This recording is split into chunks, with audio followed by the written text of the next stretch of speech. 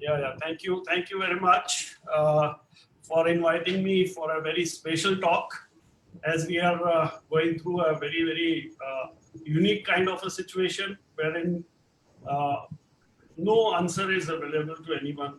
What is going to happen? When is going to happen? How the things will change? Everything is, based on certain experiences, certain observations. So I think I have observed that many of major institutions are now organizing webinars, inviting experts, good speakers. I have had an opportunity to attend one of your session of Mr. Mishra on the 4th May. That was a very interesting talk he had given. In fact, I learned a lot from his session also. So today, the topic given to me is impact of this COVID-19 on urban planning and architecture profession, especially since many of your faculties, learned professors, and the young students who are studying in architecture and various other department of engineering, maybe for computer, electronics, civil, etc. So I would like to, give my views based on my experiences, my knowledge, and whatever I have been doing in my department. And certainly some issues which I have raised, some views which I'll be presenting you are in fact definitely going to happen in future. And I see a very good future for urban planning, architecture, and other disciplines of engineering. So, I'd like to make my presentation through a PowerPoint. So let me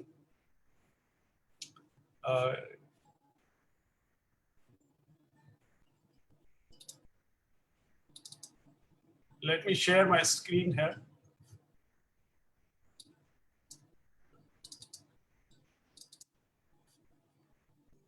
Is it visible?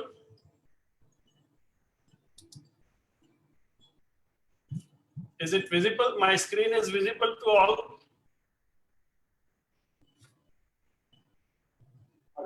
Yes, sir. Yes, sir. Yes, visible. Visible. Yes, sir. Please go ahead. Thank you. So I have tried to, express my views through a very colorful and colorful presentation. I try to use a lot of graphics also into the slides, so that the color, the psychology of color makes the people happy. It gives a kind of positivity. So I have tried that a lot of students will also learn the techniques of presentation through my slides. So there are a lot of aspects, learning the theories, learning the using of graphics into presentations. So since there are a lot of students who must have joined your Facebook Live and throughout the country, or maybe some students from abroad also. So the structure of my presentation would be kind of, firstly, we would like to discuss an overview of COVID-19 pandemic, which has been going through, and the normal urbanization and urban planning policies, which are already there, how urbanization is happening, how things are moving right from so many years, and what are the situations which has created certain problems during this crisis, during this pandemic, and some global issues which are going to happen, which we see as a positive change for India and for other developing countries, and then some new normal, because since our Prime Minister has been saying that we would be moving towards a new normal. So how urbanization policy would also help us in moving towards that new normal, and then impact on architecture and engineering profession, how the things are going to help our students during their education and after the education, how job opportunities will be available through if we try to make certain changes, and then certainly some way forward, and then we can have a question and answer session also. But first of all, going to the next slide, let us all be grateful and thankful to our Corona warriors, which have been doing their services tirelessly for since last, so many days, so many months. The doctors, the nursing staff, the paramedical staff, municipal workers who have been helping us, in maintaining the hygiene, cleaning our dirt, cleaning the medical waste. So such a risky job it is. As a citizen, we can't even touch that waste, but they are not just cleaning that, but maintaining the whole area, the hygiene into maintain condition. And of course, the people, last but not the least, but the people who have really helped the government in maintaining the protocols, in following the rules, staying at home, not not going out because it may create a community spread of this virus. And of course, the administrators and police officials who have been coordinating the whole effort, maintaining the law and order, and our political leaders who have shown a committed leadership in this time of crisis. Throughout the world, we have seen that all the political leaders, they have taken a lead. They have, guided the system for facing this serious crisis. Let's discuss this COVID-19 pandemic and overview. We all know, whatever the facts I'm presenting, everybody is aware of it, that on 31st December of 2019, some cases of pneumonia, that was identified as a pneumonia because there was no COVID-19 at that time. Later on it came. So some cluster of cases were identified in Wuhan, city of China, and eventually termed as novel coronavirus. And then this virus eventually spread to Italy and several other European countries. We all know what has happened to those countries. And then subsequently, after a spread throughout the globe, WHO then declared this COVID-19 as a global pandemic. And after that, several countries, including India, across the world, started aggressive actions towards dealing with this crisis. So that is how the things were happening. And then India, sorry.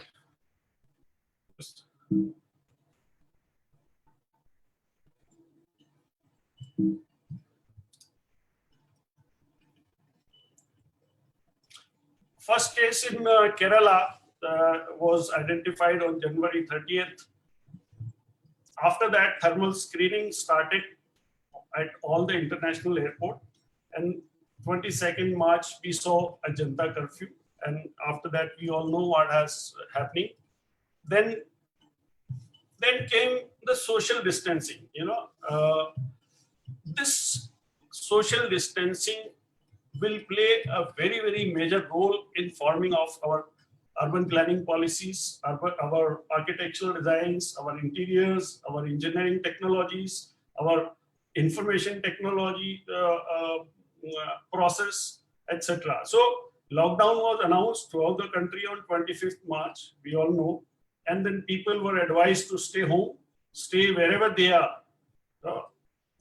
And the major impact that we experienced, that was a reverse migration started from urban to rural areas, from big cities, from metropolitan cities, all industrial workers in the construction sites, our maid servants, our drivers, all informal workers, they started moving towards their hometowns, their native villages. I have a small video also for this, so that you can, just experience what is happening.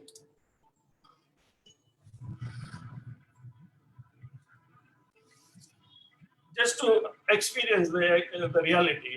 I think you must have all seen all these videos, which I have taken from various sources, YouTube and various Thousands of television. migrant workers from Delhi and its suburb have started living for their respective hometowns in neighboring states, as they are left with no work and no money to make ends meet during the lockdown period.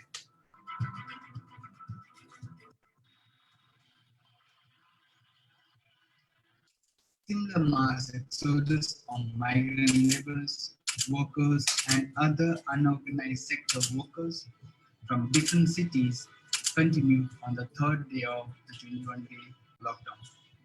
The lockdown has left thousands of daily wages without jobs, and they are now moving on foot to their respective villages as government has suspended road and rail traffic. The migrant workers said that restrictions imposed on the movement of public transport have compelled them to begin the journey to their native villages on foot.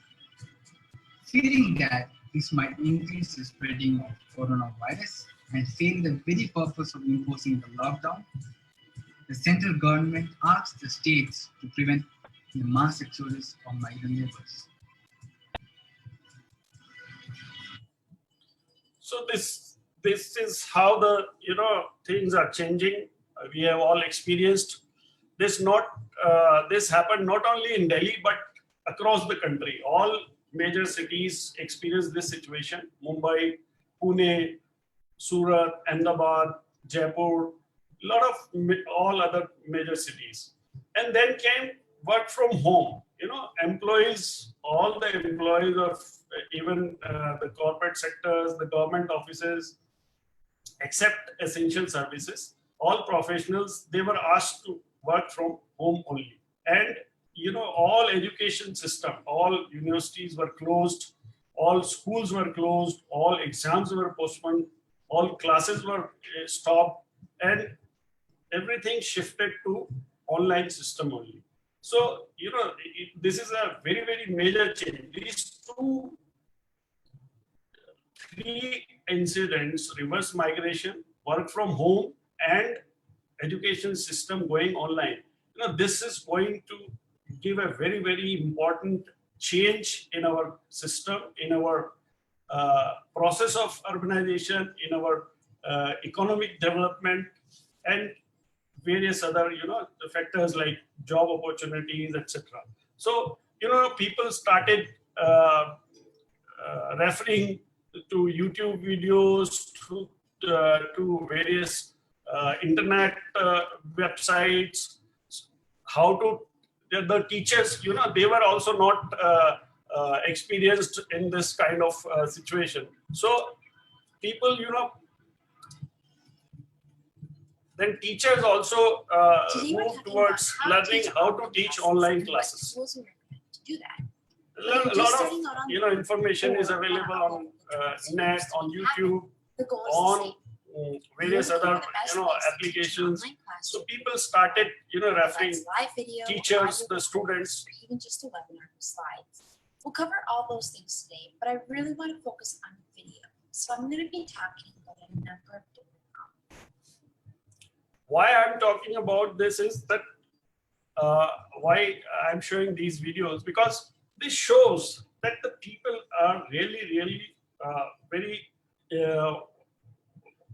very fast and very adaptable to the change. Since they experience that things are going to change, so we should learn something new. We should learn some new technologies. We should refer to various information, sources of information available across the globe, so that we can update ourselves, update our knowledge, update our information, and giving this knowledge, giving this experience, giving this learning to our students, to our society. So that is how. Then, since people have started working from home, so there are certain problems also. Working from home, there are some distractions. very important distraction is social media. You know, when you are at home, you feel at ease. So you engage a lot of your time into social media. And then what happens is this very interesting situation. The triumph of democracy. Scandals happen all the time. The question is, how do democracies respond to those scandals? And You're what will it working mean from for, home and your for the family is wider there region? to I distract think you. one of You your know? has just walked in. I mean, You are into a very important shifting sounds in the region. Do you think relations with conference, the North may important change? meetings. So you are I would be distracted. surprised if they do. So this is also not workable solution, especially in India. Even in My other apologies. developed countries where people are used to work from home, they have experienced The the region. same kind of situation, which we also experience. There's a very interesting incident North Korea, happened in South Korea's Rajasthan, policy in choices on Jaipur. North Korea have been severely Where, limited one of in the the last important 6 months to a hearing of year because of North Korea's Rajasthan behavior. High Court. Is no, I would argue that this In Rajasthan High Court, one of the advocate appeared before the judges in his t-shirt, you know, for informal t-shirt, because he was at home. So the honorable judge, you know, took it very seriously and issued a notice to that advocate, suspended that hearing for some few months. It was a very important hearing that was going on that day. But so these are some of the problems. These are some of the problems when we work at home, work from home. We don't really, we are not attuned to this kind of a system. We are not formal. We don't engage ourselves formally into this kind of a system. So this is a problem. So we need to find a solution. Why I'm telling this as a problem? Because we need to create a better alternate so that social distancing and other protocols of that COVID-19 are also followed, and we also engage ourselves. We also, you know, show our dedication toward the work. So these are some of the big questions arising out of the situation which has been created due to COVID-19. First question is the economic slowdown and migrant labor. What will happen to this migrant labor which has returned to their hometowns, their native villages, the industries, the projects? A lot of construction sites are in great loss and at the stage of closure. Almost all the construction sites are closed at this time. Some liberty has been given by the government, but since the migrant labor has moved to their hometowns, their villages, so it is not happening. Everything is closed. Work from home, it's a good system. The companies are getting good benefit of this system. But the question is, will this system of remote working and system of work from home will continue, or companies will call back their employees to office to work on a physical presence? What will happen to online education system? All international, national universities, colleges, school, coaching institutes who has shifted to online system.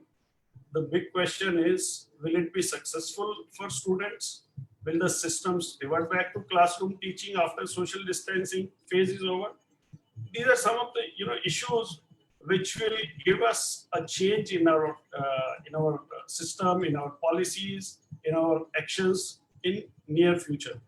Because if we look at the normal urbanization, going on a different issue right now, how normal urbanization happened. Historically, if we see that the urbanization is a process in which an increasing population of a society live in cities and the suburb of the cities, and urbanization is connected with industrialization. Wherever the industrialization has happened, the process of urbanization has taken place. And following industrialization, surplus increased in both agriculture and industry. So larger proportion of population started living in big cities. When this process started, we had few major cities like Mumbai, Calcutta, Delhi, Chennai. These were the cities where basic infrastructure required for industrialization was available. So in search of better opportunities, better services, better employment, better job opportunities, the people from rural areas, from small urban centers started moving to bigger cities. So this is a kind of situation which we had been seeing. And if the present trend continues, the urban population, if we refer to the world population, it is around 45% right now. But it was projected. Right now, we must have to say that it was projected that by 2050, the 70% of population would be living in urban areas. And if we refer to the Indian statistics, it was just 10.23% right after the independence, right after our country got, republic. In 51, it was 10.23, and as per 2011 census, it is just 31%. So we are on a very, very moderate, but the interesting thing is that more than 60% of our urban population lives in big metro cities like Mumbai, Delhi, Chennai, Calcutta, and in various other capital cities. And it was projected that by 2050, the urban population of India would be 55%. So this is just a background. This is going to be a past situation because COVID-19 is going to give us a very, very major shift. So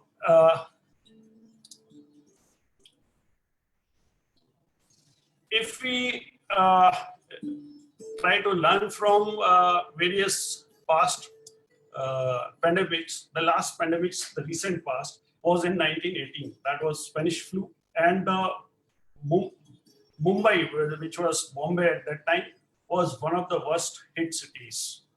Almost about 17 to 18 million people died because of that pandemic. And if we compare the gender, the more women died than men. And the outbreak in Bombay was, very interestingly, the major reason of that outbreak was overcrowding. And still, if we look at the facts and figures of statistics right now for the current pandemic, the big cities are still the worst hit, and overcrowding is also the major concern. So what happened 100 years before is happening again. So if we don't, if we don't shift our policies, if we don't look at these problems very seriously, a lot of other pandemics may happen in future, and the same problem, same population, same kind of situation is going to continue.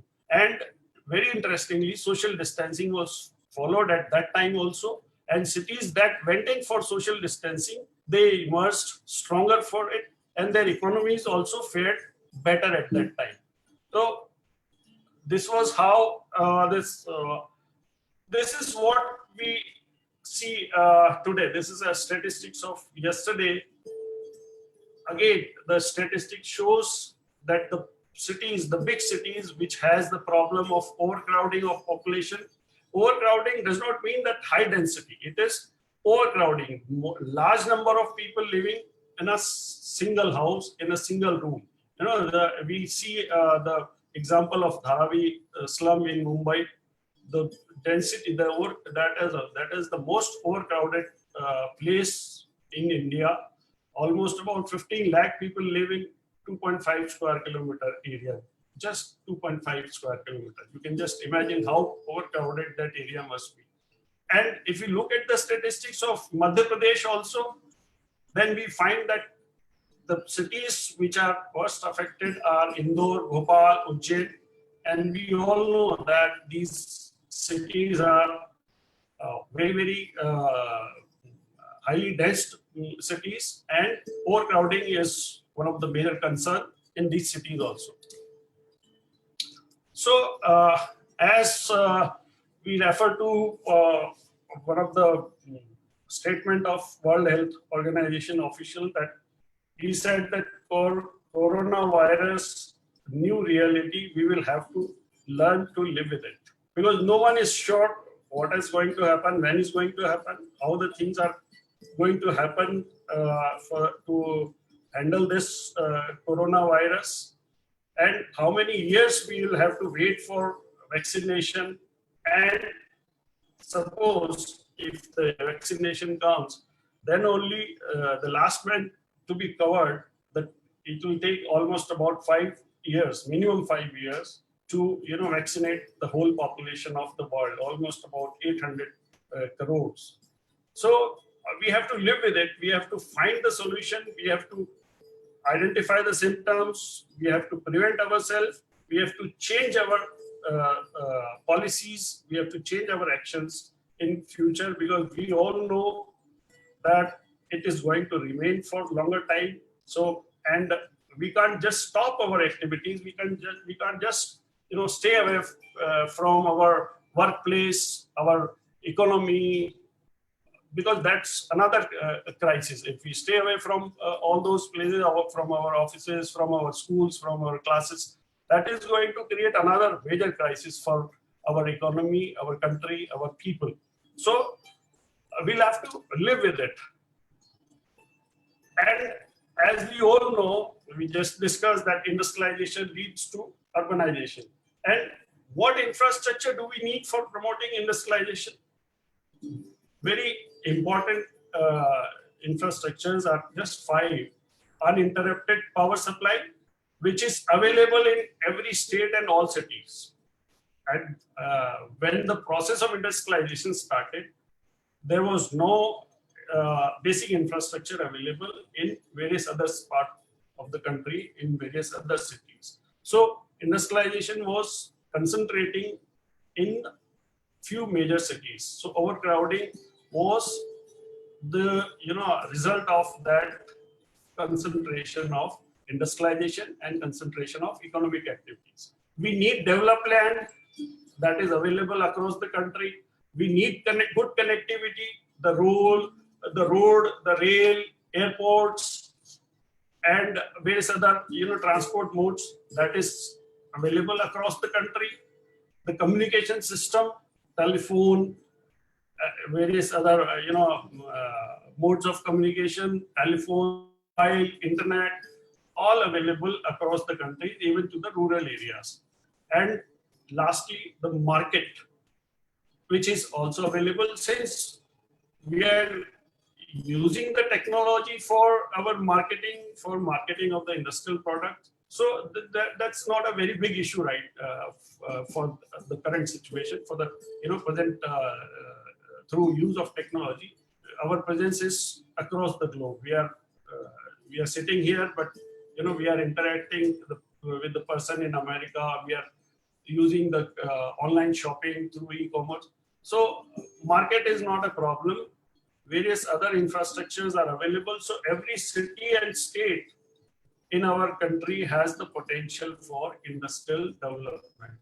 So we need to revise our process of new normal urbanization. This, since we have experienced that large number of labor, the informal workers who has moved towards their hometowns, towards their native villages. As I see, and as I have been interacting with various official platform and to the personal level also, and I've talked to certain developers, certain industrialists, they are also of the opinion that these informal workers will not return. At least 60% of those population will not return to overcrowded areas, to bigger cities. They would try to find some better opportunities in their own hometown. So this is a great opportunity for India, and this pandemic should be considered as an investment by the nature, and we need to capture the value of this investment by the nature, which which has of course created a better situation in terms of climatic conditions. Also, we have seen that pollution has decreased. The rivers have gone very, very clean. We see a lot of greeneries around us. So we need to induce that the people living in small cities, in rural areas, and small and medium towns, they get better opportunities of employment at their own place. So we'll have to shift. We'll have to come to that Gandhian, Mahatma Gandhi's philosophy of economy for India, that every village, every small town has to be an independent and self-contained unit. Gram Swaraj, what we call as. So a lot of small towns are almost equivalent to a village only. They are peri-urban or rural area,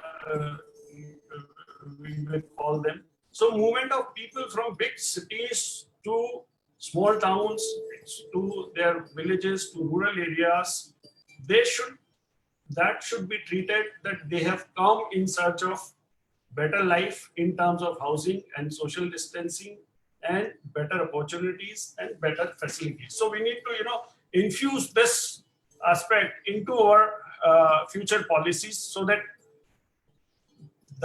the reverse migration is considered as a positive change for Indian cities, for Indian urban areas, so that we can achieve a position where not much of congestion in big cities, not much of overcrowding, not much of pollution, not much of traffic, etc., etc. So,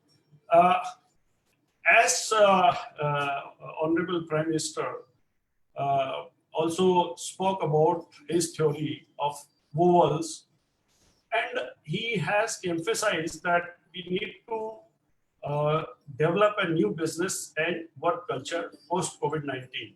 He's given 5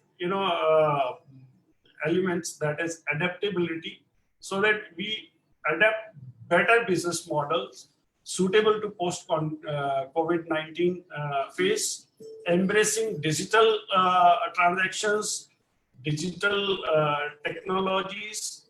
We need to improve our efficiency towards completing a task into a specified time frame.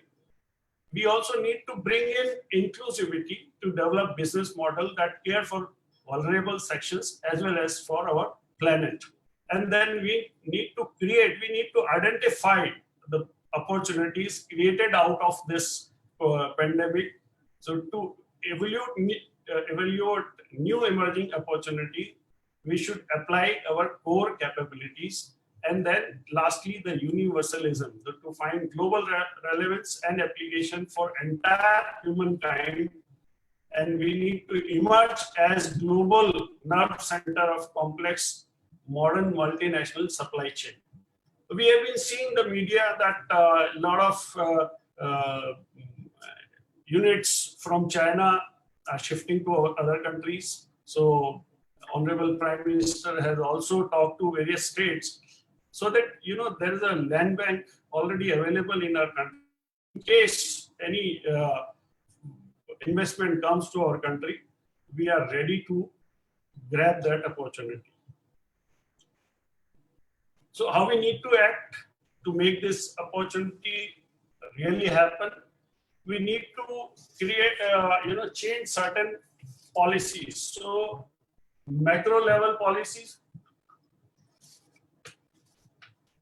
we have to induce new urbanization policy. That I give a score of 25%, that new urbanization policy to induce to reduce overcrowding in big urban centers and to promote balanced regional development, which I've been emphasizing right from my start of career in town planning, that we should go for regional planning first, then only we should create master plan of cities and development plan for villages, so that every unit of the region develops as an independent and self-contained and self-sustained unit. Every it should be a hierarchical development. The village, the small town, and the bigger town, they all come into an integrated framework. They support each other. They should not compete each other, but they should act as a supplement to each other. And then decentralization of industrialization. We need to frame our. We are trying actually. Already the process is on by the government of India and various other state governments also. They are trying to promote a new industrial policy wherein MSME and cottage industries are given advantage because they are the base for the local economy and looking to the availability of resources at that local level wherever these cottage industries are needs to be established. These units can also become subsidiaries to big manufacturing units, so that that is what I was saying, that they should integrate. Every activity should support each other, not compete each other, and promote manufacturing units in tier 2 cities where all transport needs are available. Earlier, what was happening that all big manufacturing units, largely that they were going towards big cities, toward close to the airport or close to our metropolitan cities. So we need to infuse focus on development of tier 2 cities and small and medium towns. As I have been saying throughout my presentation, that what has happened is going to create a better opportunities in small and medium towns in tier 2 cities, which are close to the major rural and major hinterland. Presently, the focus, all our policies by the government of India or by any state, they focus on big cities, right from starting of Jawaharlal Nehru Urban Renewal Mission and various other policy initiatives that were taken after 2007. Currently, the Amrut, the smart city, the Hriday for heritage, the Amrut is Atal Mission for rejuvenation and urban transformation. That also provides,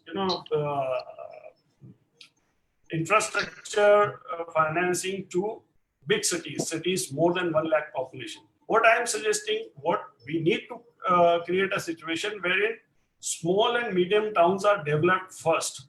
Better opportunities, better facilities, better services are provided into those small and medium towns, so that the development, the economic development, the social and physical infrastructure development starts from the lower level.